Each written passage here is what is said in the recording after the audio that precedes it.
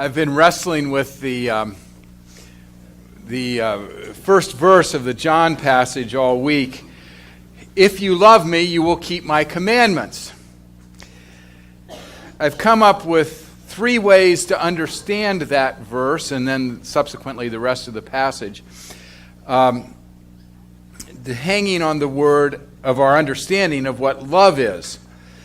The three ways of interpreting that verse, if you love me, you will keep my commandments, is conditional love, obedient love, or intimate love.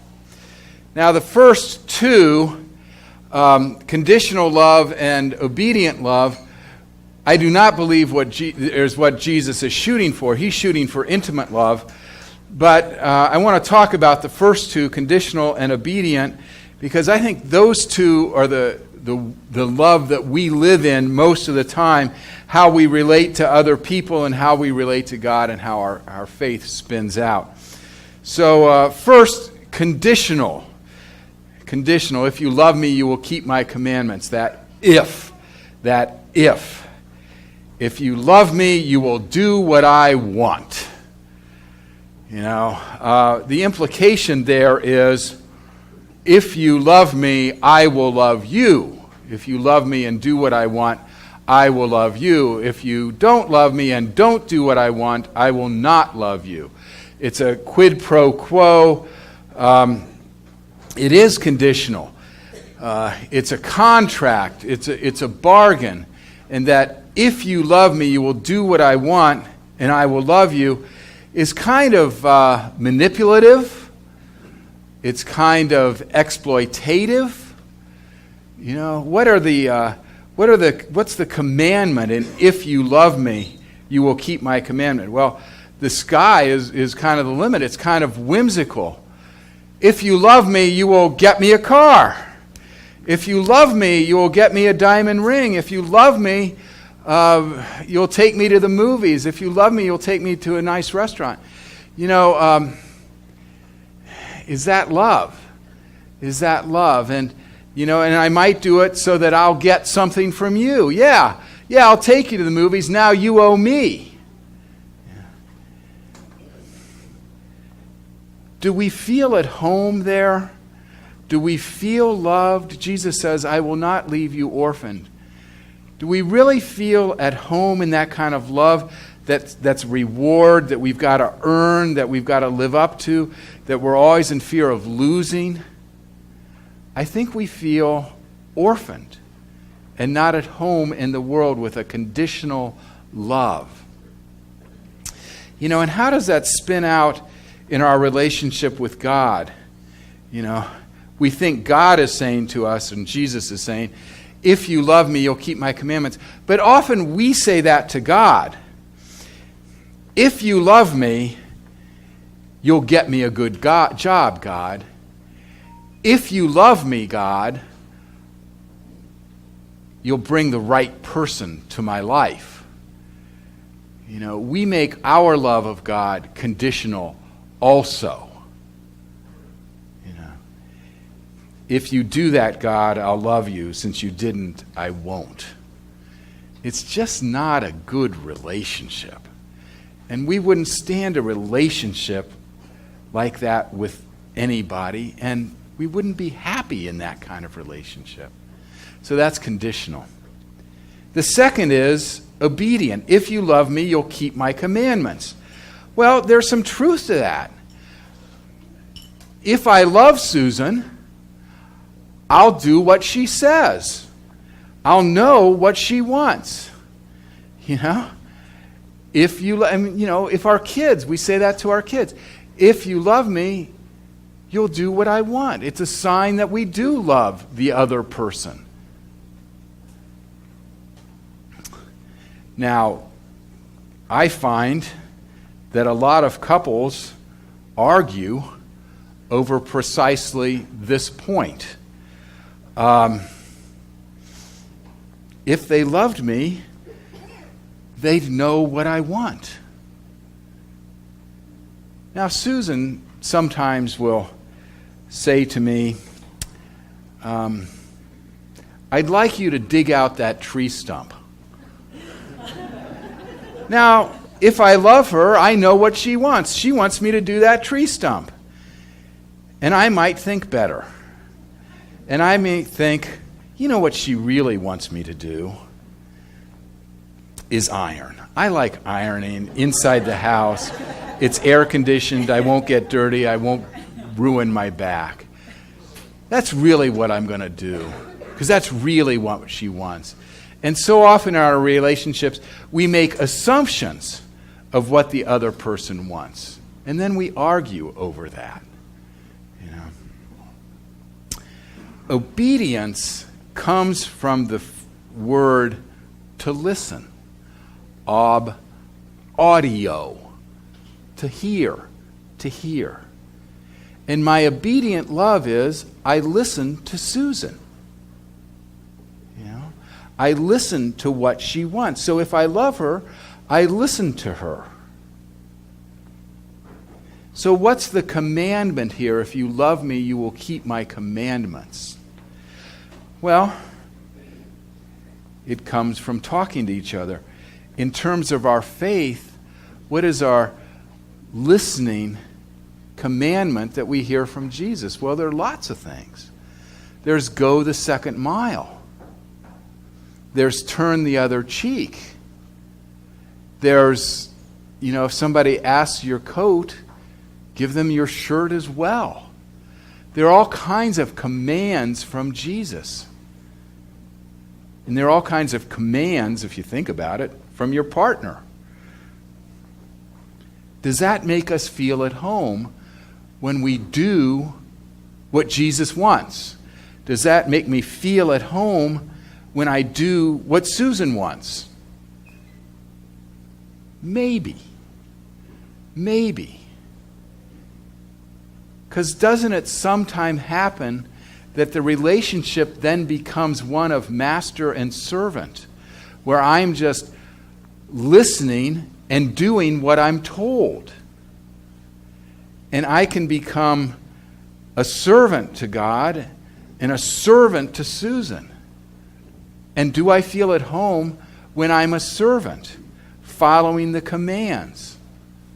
Well, no, I don't.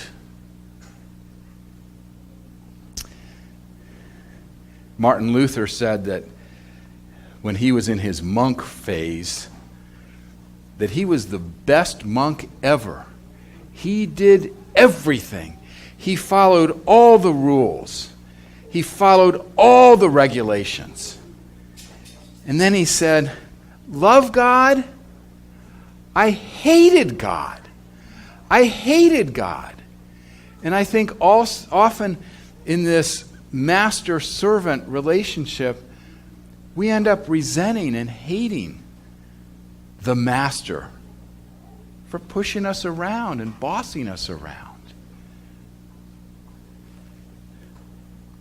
When I was in seminary, when we were studying the Reformation, there was a sect in the Reformation that asked their ministers the following ordination question. Are you willing to be damned for the glory of God? Think about that. Are you willing to be damned for the glory of God? I thought, man, that's really humble.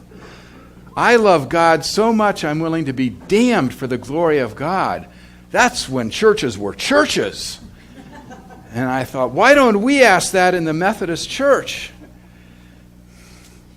The more I think about it, no wonder that sect died. Because it made its faith into slavery and rules and regulations, where God was this God out to get us.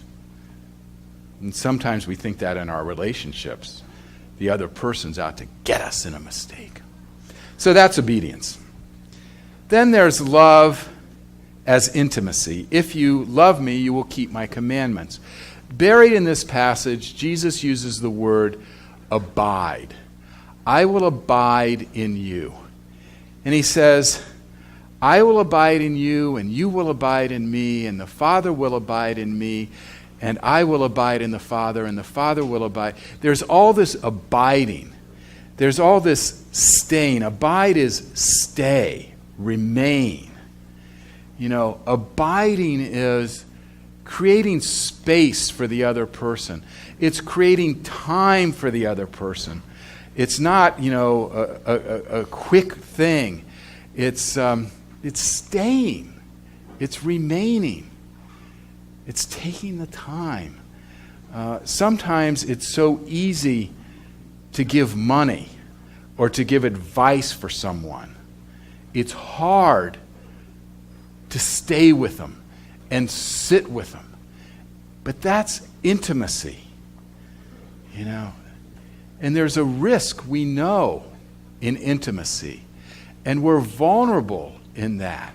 Again, that's why it's so easy to give money rather than time or space or sit with somebody. I remember, when I was in college, I did my student teaching in Jersey City, and we stayed at a tenement. And after the semester after that, we were all back in college, and one weekend we said, let's go to New York for the weekend. So we all jumped in a car and we're driving to New York, and halfway there we thought, where are we going to stay? And we said, let's stay in Jersey City. Let's go back to Jersey City, and they'll take us in, And so we went there, and we went to the tenement, and a priest lived there that we were all close to, and he said, I'm glad you guys came. I'm glad you guys came. We're having a fundraiser at the halfway house for prostitutes and drug dealers, drug addicts, and it's a covered dish dinner, and it would really mean a lot if you guys came, because your presence would show that you accept these people who are marginalized. And we said, Ed, that's a great idea, but we're going to go into the city and party. And I said to Ed, Ed, here's $10. Give it to them. $10 was a lot for a college student in the 70s. And Ed said, I don't want your money. I want you. I want you there. So I went. I went to the covered dish dinner, and I learned about intimacy, that sometimes our presence and our time is more important than what we give tangibly. Intimacy is a oneness. There's a mutuality. There's a giving and receiving. There's an openness. In conditional love, we get from the other person. And sometimes in obedience, we get or give. But in intimacy, there's a receiving. There's an open-handedness. In intimacy, there's a spirit, isn't there, between us and God. There's a spirit between us and the other person, and that spirit is freedom. It's truthfulness. It's energy. Do we feel at home when things are intimate? Yeah. We don't feel orphaned at all. I will not leave you orphaned. And what's the commandment in intimacy? Jesus said, love one another as I have loved you. His love was a giving love, a receiving love, a risking and vulnerable and open love. Love one another as I have loved you. Create that space and time that I have. Now, the interesting thing to me is, in these three kinds of love, you can do the same thing, and it's very different. In conditional love, I can cut the grass for Susan. and she owes me. She better have a good dinner. Because if I love you, you'll love me. In obedient love, if I love Susan, I'll cut the grass. I'll do what she says. I hear her. But I'm just doing a job. But in intimate love, I'll cut the grass because there's a oneness and there's an openness and there's a thinking of the other person. For where she rejoices, I rejoice, and where she hurts, I hurt. And it makes no sense to hurt her, for I'm only hurting myself. For she is in me and I am in her. And it's the same with God. We can love our neighbor so that God will love us. Or we could love our neighbor because God orders us to. Or we could love our neighbor because where God loves, it's just hurting myself if I don't love what God loves. It's creating the space and time that God creates, and my neighbor is in me and I am in my neighbor as God is in me and I am in God. Now, in this passage, when Jesus uses the word you, it's always the plural you. It's never the singular you. So he's not talking just to me. He's talking to all of us, and he's talking to all of his disciples. And what he's really doing here is laying out how he wants his church to be. If you love me, you will keep my commandments. And when you think about it, there are three kinds of churches. There is the church that is conditional, that if you love God, God will love you. If you love God, you will give half of your income to the church building project. Then God will love you. There are other churches where there are rules and regulations. If you love God, you will keep the rules. And there are other churches